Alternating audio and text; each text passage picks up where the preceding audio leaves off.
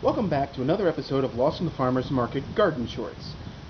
In keeping with the current series of events, I'm talking about tropical plants, exotics, that I have that you don't. But this one you can get super easy and for super cheap.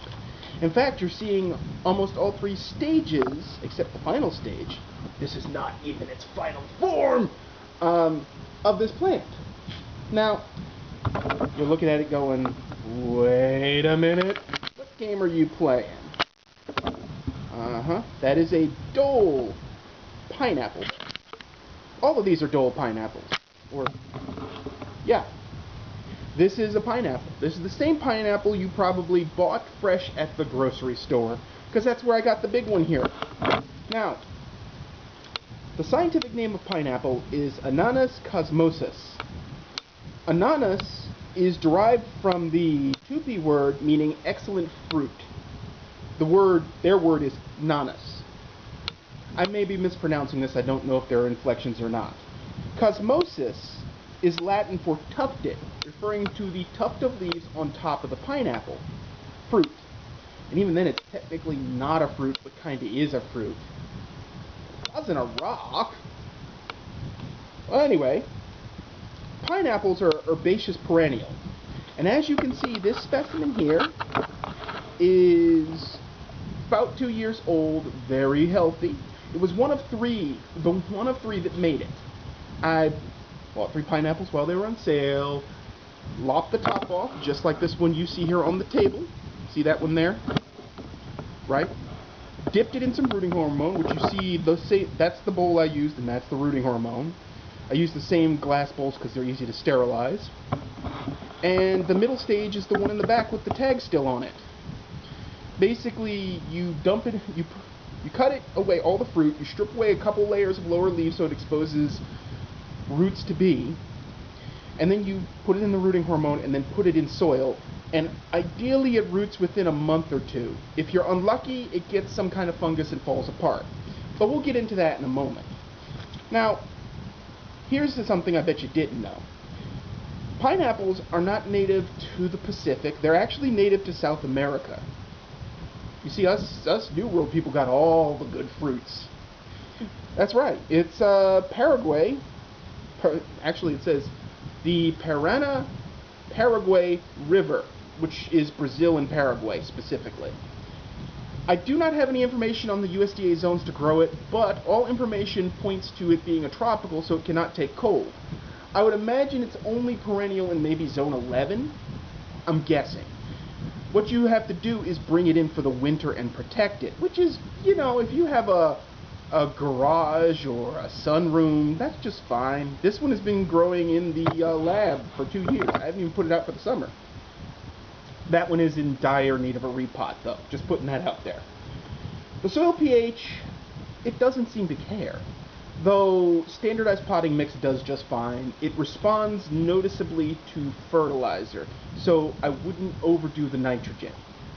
Now, its exposure, it seems to again be fine with morning sun coming into the lab, and then whatever ambient light it gets, it's happy with.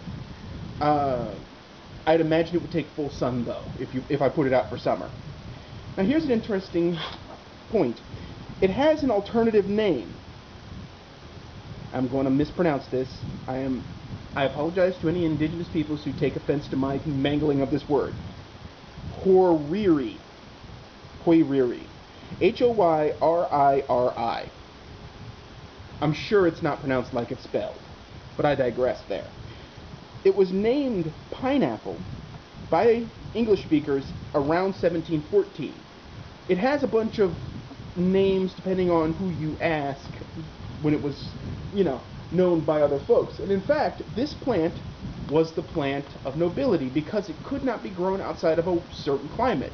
It was virtually unknown in Europe because Europe's too cold.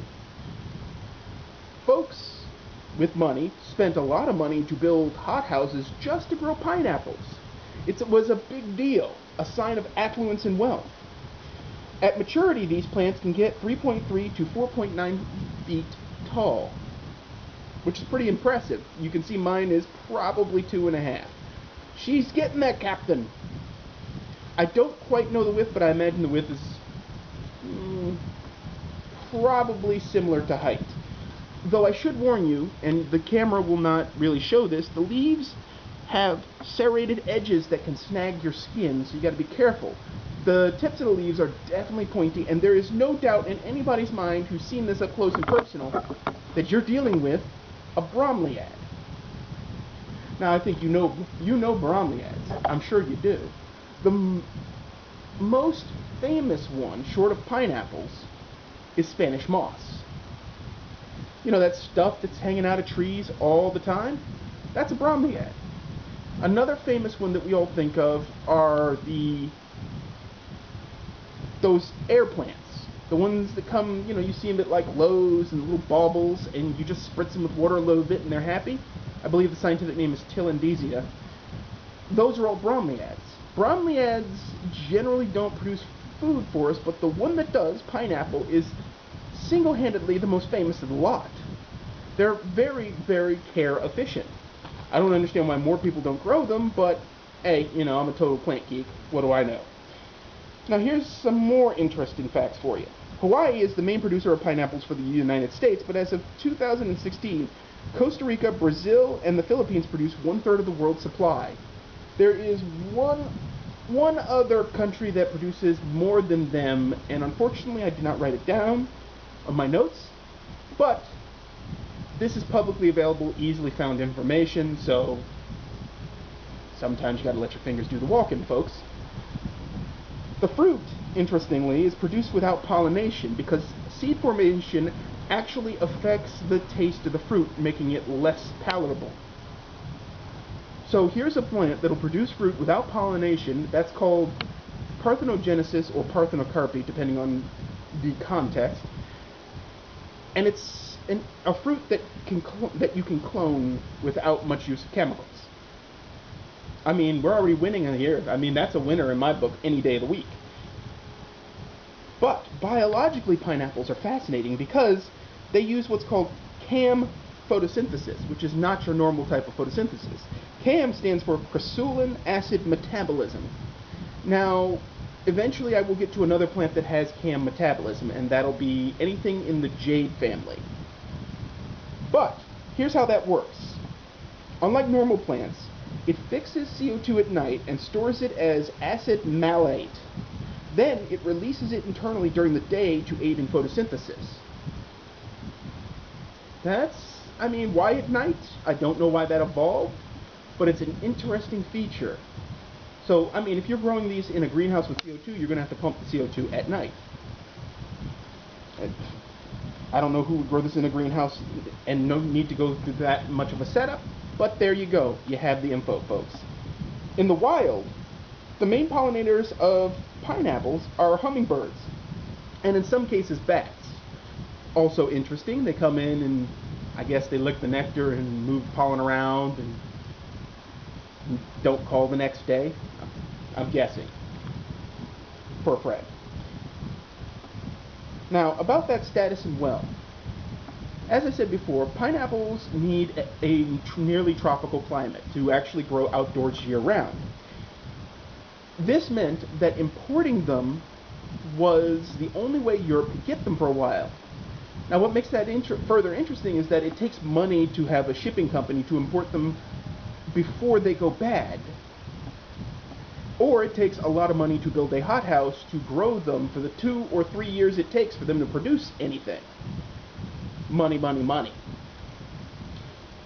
In colonial era, actually, and you'll see this today, if you ever notice, there are statues of pineapples that you put out in front of your door, and there are flags with pineapples on them. And you know why they're on there?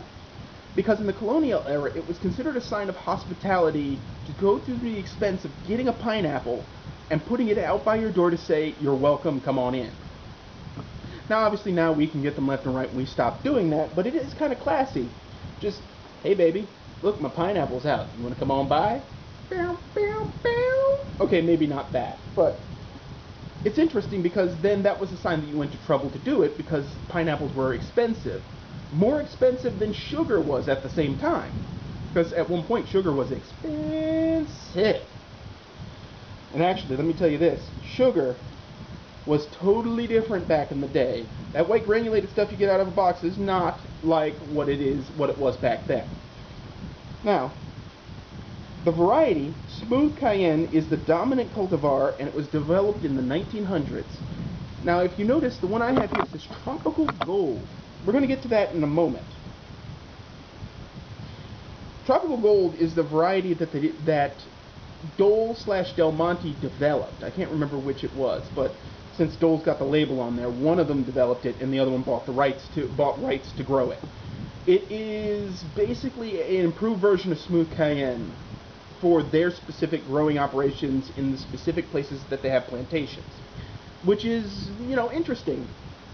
There are dozens of varieties of pineapple out there, including a smooth red pineapple, which I wonder how that tastes. I have no idea.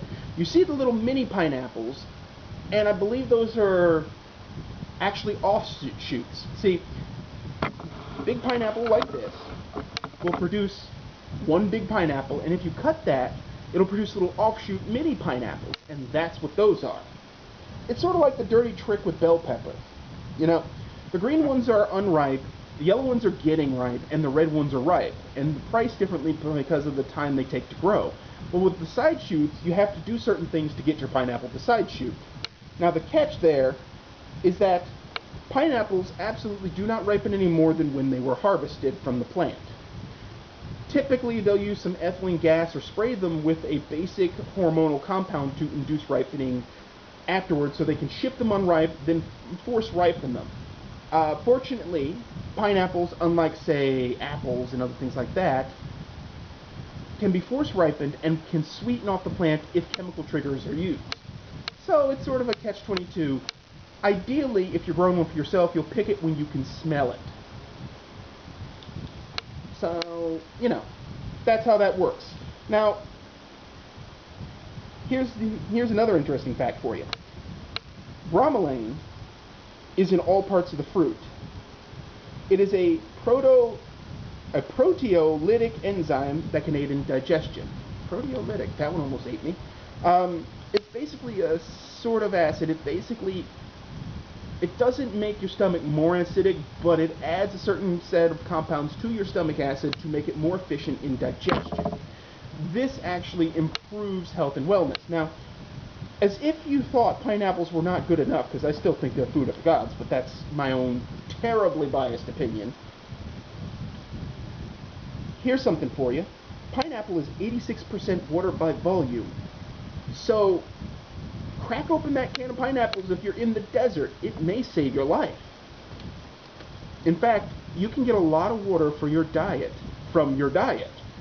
That whole drinking 8 glasses a day is a complete BS myth that doesn't take into account to what you're eating, unless you're sitting around eating hardtack all day. Now, as a final thought, I'm going to talk about the nutrition of pineapples, because you need to know this. This is very well documented. Per 100 grams, which is 3.5 ounces, though, honestly, if you like pineapple, who the heck just eats 3.5 ounces? More often than not, you wake up with the container it's in on your head, and you're on the floor going, ugh, where are my pants? Nah. Here we go. It has 13.12 grams of carbohydrates, 0.12 grams of fat, 0.54 grams of protein, and as for vitamins, it has B1, B2, B3, B5, B6, B9, a little tiny bit of B9, choline, 5.5 milligrams, and vitamin C, 47.8 milligrams. So, a pineapple a day helps keep the COVID away? I'm just saying, vitamin C. And besides, you can't overdose on the stuff. If you have too much, you just pass it in your urine. All the while enjoying delicious pineapples. Or oranges. Now, as for minerals, it has 13 milligrams of calcium, 0.29 milligrams of iron, 12 milligrams of magnesium, 0.927 of manganese, 8 milligrams of phosphorus, 109 milligrams of potassium. Bananas, I think you've met your delicious tropical match. It has 1 gram of sodium and 0.12 milligrams of zinc. And by the way, it's milligrams of sodium. So pineapples not only are really cool, really tropical, but they're super nutritious, and I don't know of anybody who doesn't like pineapple. Though, this will ignite a firestorm. Pineapples don't belong on pizza. I'm just putting it out there in the street. Poor Fred. Yeah, that's it. Anyway, that's this episode talking about the tropical wonder known as pineapple. Now, there, again, is a ton of information out there on this. This was not a hard research project. It was harder deciding what was going to be included for this video and what wasn't. If you liked it, you know, hit the like button, subscribe to the channel, leave a comment. Pineapple's disgusting on pizza. And hit up the blog. And as always, folks, keep them growing, even if they're tropical. I'll see you next time.